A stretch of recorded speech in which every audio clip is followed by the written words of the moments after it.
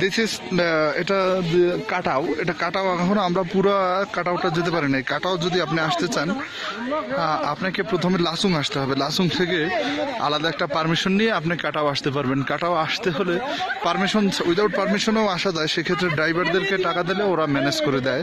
এটা কাটাওয়ার কিছুটা ডিস্টেন্স সম্ভব। কাটাও লাসুং থেকে 29 কিলোমিটার, বাট আমরা যেখানটা আছি এখন বরফের কারণে 29 কিলোমিটার যাওয়া পসিবল হয় না। এটা আমরা অ্যারাউন্ড 15 কিলোমিটার পর্যন্ত আমরা আসছি। বাট এর সৌন্দর্যটা হচ্ছে ওয়াসাম, একদম মানে দেখার মতো একটা সৌন্দর্য।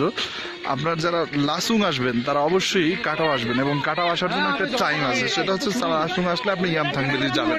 তাহলে ইয়ামথাং ভ্যালির যে যাবেন হচ্ছে আফটার ব্রেকফাস্টে, কিন্তু কাটাও আসবেন আপনি ব্রেকফাস্টের আগে। আপনি যদি সকাল 6টায় মানে রওনা দেন, তাহলে দেন আপনি কাটাও ঘুরে হোটেলে গিয়ে ব্রেকফাস্ট করে আপনি ইয়ামথাং ভ্যালির উদ্দেশ্যে বের হবেন। আর ইয়ামথাং ভ্যালির শেষে লাঞ্চ হোটেলে গিয়ে লাঞ্চ করবেন, লাঞ্চ করে আপনি গ্যাংটক চলে যেতে পারবেন। তাহলে মানে কাটাও আসার সার্থকতা আপনার পূরণ হবে, এবং আপনি দেখতে পারবেন যে আসলে এই সৌন্দর্যটা বলে উপভোগ করা যায় না। আমি হয়তো ভিডিওতে কিছুটা আপনাদেরকে দেখাতে পারছি, বাট রিয়ালি এর চেয়েও অনেক বেশি সুন্দর।